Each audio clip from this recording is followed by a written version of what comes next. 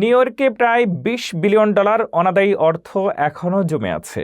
এতে অব্যবহৃত bank account, ফেরত না নেওয়া চেক, বীমা সুবিধা ও বেতন পাওনা রয়েছে। রাজ্য প্রশাসনের ওয়েবসাইটে যাচাই করে যে কেউ বৈধ দাবিদার কিনা দেখা সম্ভব। পাশাপাশি যোগ্য করদাতারা অতিরিক্ত $1,000 পর্যন্ত ট্যাক্স রিফান্ড পাবেন। নিউ ইয়র্ক অঙ্গরাজ্যের কাছে এখনও জমা রয়েছে প্রায় $20 বিলিয়ন অনাদায়ী অর্থ, যা বিভিন্ন কারণে সাধারণ মানুষ দাবি করেননি। স্টেট কম্পট্রোলারের দপ্তর জানিয়েছে এই অর্থের মধ্যে রয়েছে অব্যবহৃত ব্যাংক অ্যাকাউন্ট, ফেরত না নেওয়া চেক, বীমা সুবিধা, ইউটিলিটি ডিপোজিট ও বেতন সংক্রান্ত পাওনা। প্রতি বছর লাখো মানুষ জানতেই পারে না যে এই অর্থের বৈধ দাবিদার তারাই।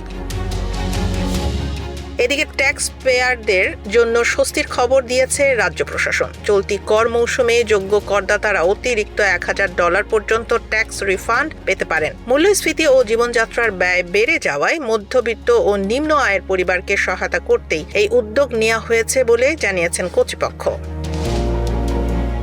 বিশেষজ্ঞরা বলছেন, নিউ ইয়র্কে বসবাসকারী বাংলাদেশি কমিউনিটির অনেকেই অনাদায়ী অর্থের তালিকায় থাকতে পারেন। নাম, ঠিকানা বা পুরনো কর্মস্থলের সূত্র ধরে সহজেই অনলাইনে খোঁজ করা সম্ভব। রাজ্য সরকারের ওয়েবসাইটে যাচাই করে প্রয়োজনীয় কাগজপত্র জমা দিলেই এই অর্থ ফেরত পাওয়া যায়।